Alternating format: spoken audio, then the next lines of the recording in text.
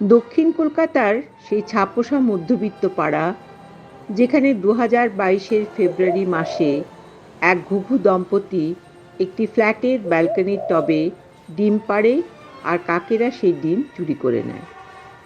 এই নিয়ে তৈরি হয় দুটি ঘুঘুর কথা। এবার চঞ্চুর কথা।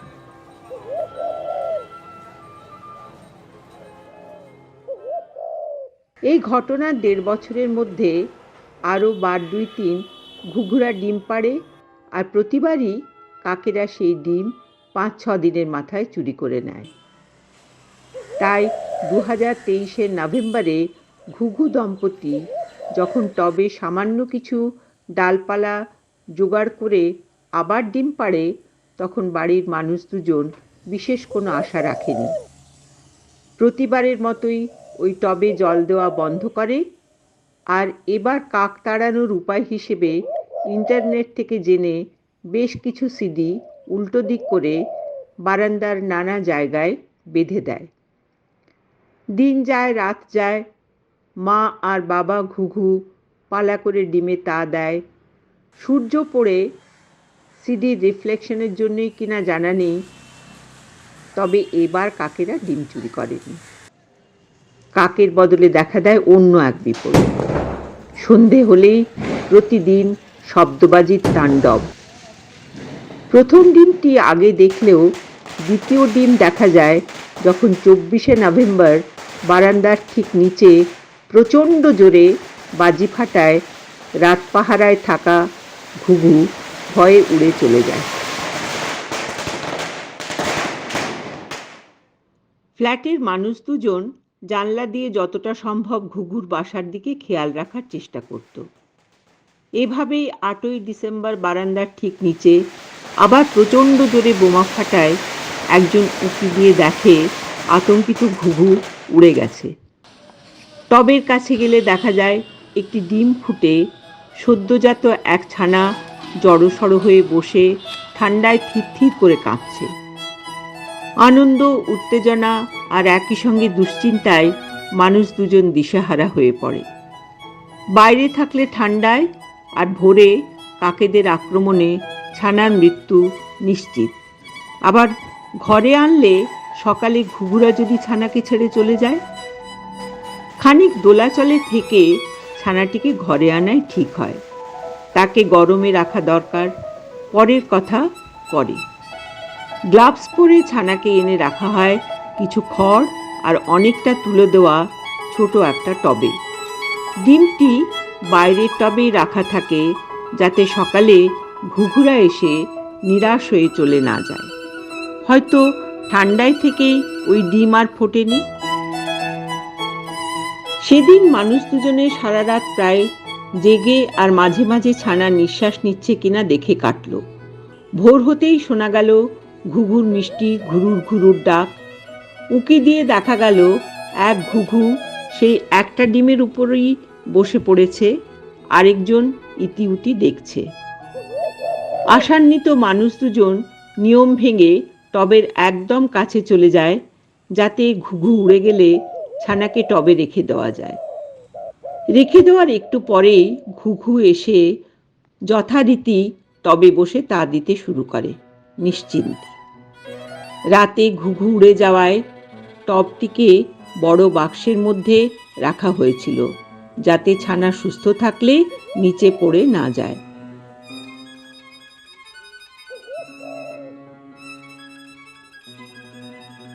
ছানা যে একটু একটু করে বড় হচ্ছে তা বোঝা যায় মা বাবার পেটের তলা থেকে তার উকিঝুঁকি দেওয়া দেখে। 14ই ডিসেম্বর সন্ধেবেলা আবার সামনে প্রচণ্ড শব্দবাজি। আতঙ্কিত ঘুঘুর পালানো, ছানাকে ঘরে এনে অস্থায়ী বাসায় রাখা, সকালে যথাস্থানে রেখে দেওয়া। এদিন দেখা গেল 8 তারিখের তুলনায় ছানা দ্বিগুণের বেশি বড় হয়ে গেছে। মানুষ দুজনের মধ্যে ছানার ভবিষ্যৎ নিয়ে যুগপৎ আশা আর দুশ্চিন্তা। ছানা ক্রমশ বড় হচ্ছে, মা বাবা তাকে বাসায় রেখে খাবার এনে খাওয়াচ্ছে, ছানা ডানা ঝাপটাচ্ছে, ঠোঁট দিয়ে নিজের পরিচর্যা করছে, ছানা বড় হচ্ছে।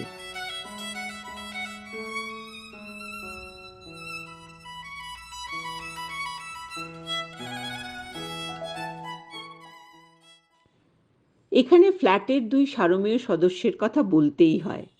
তারা ঘুঘুদের আর ছানাটিকে কখনো বিরক্ত করেনি। তাই ছানা ঘুঘু সারমেয়দের উপস্থিতিতে সচেতন হলেও ভয় পায়নি কখনো।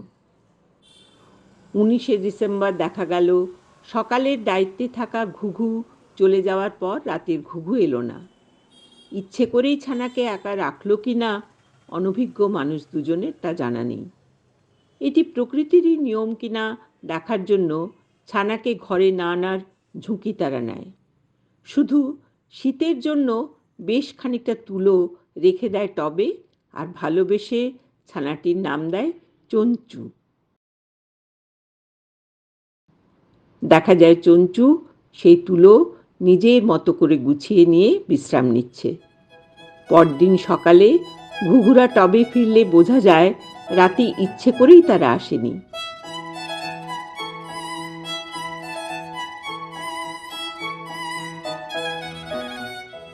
চঞ্চু এবার মা বাবার তত্ত্বাবধানে ওড়ার চেষ্টা শুরু করে। বাসা থেকে বেরিয়ে প্রায় সাবলীলভাবেই এই টব ওই টব ঘুরে বেড়ায়।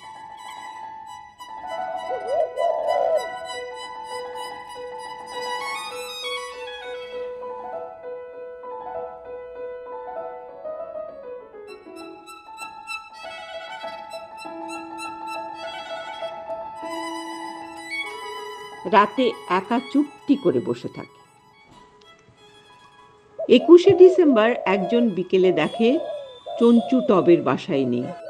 চিন্তিত হয়ে আঁতিপাতি করে বারান্দার চারিদিকে খুঁজতে খুঁজতে দেখতে পায় চঞ্চু নিজের টব ছেড়ে পাশের টবের কুন্দ গাছের ডাল ধরে মূর্তির মতো বসে। চঞ্চুর ডালপালা আঁকড়ে থাকার জন্মলব্ধ ক্ষমতা প্রথম দিন থেকে অবাক করার মতো। 22 তারিখ চঞ্চু একই গাছের ডালে আরেকটু বাইরের দিকে বসে রাত কাটালো। সকালে যথারীতি খাওয়া দাওয়া, ঘুরে বেড়ানো, ওড়ার চেষ্টা। 23 তারিখ রাতে নিজের টব থেকে বেশ খানিক দূরে মাধবীলতা গাছের ডাল আঁকড়ে চঞ্চুর রাত্রি যাপন। ভোরের দিকে চঞ্চুকে একবার দেখে নেওয়া মানুষ দুজনের অভ্যাস হয়ে যাওয়ায় 24শে ডিসেম্বর সকালে ঘটল এক মধুর সমাপতন। প্রথমে চঞ্চুকে মাধবীলতা গাছে না দেখে কি হলো ভাবতে ভাবতেই চঞ্চু কাপড় শুকোবার তার থেকে উড়ে ব্যালকনির গ্রিলে বাইরের দিকে মুখ করে বসল। তারপর উড়ে উল্টো দিকের ফ্ল্যাটের উইন্ডো সিলে, আবার সেখান থেকে উড়ে উল্টো দিকে কৃষ্ণচূড়া গাছে। সবই ঘটল মিনিট 2-2.5 মধ্যে। মা বাবা ঘুঘুও কাছাকাছি ছিল। রাতারাতি চঞ্চুর ওড়ার পারদর্শিতায় মানুষ দুজন অভিভূত। কৃষ্ণচূড়া গাছে বেশ খানিকক্ষণ বসে চঞ্চু সাবলীল 2 ডানা মেলে উড়ে গেল মানুষ দুজনের দৃষ্টির বাইরে, রেখে গেল একরাশ আনন্দ, মুগ্ধতা আর অপার তৃপ্তি। IUCN এর তালিকায় স্পটেড ডাভ লিস্ট কনসার্ন প্রাণীর তালিকাভুক্ত হলেও তারা বন্যপ্রাণী, তাই তাদের সফল প্রজনন দেখার অভিজ্ঞতা মানুষ দুজনের জন্য এক গুরুত্বপূর্ণ শিক্ষা। ক্যামেরাবন্দি না করা গেলেও এরপর বেশ কয়েকদিন 3টি ঘুঘুকে কাছাকাছি দেখা গেছে, অর্থাৎ চঞ্চু ভালো আছে, পূর্ণাঙ্গ ঘুঘু হয়ে উঠছে। আসুন আমরা সবাই ঘুঘু দম্পতি ও চঞ্চুকে একরাশ শুভেচ্ছা জানাই।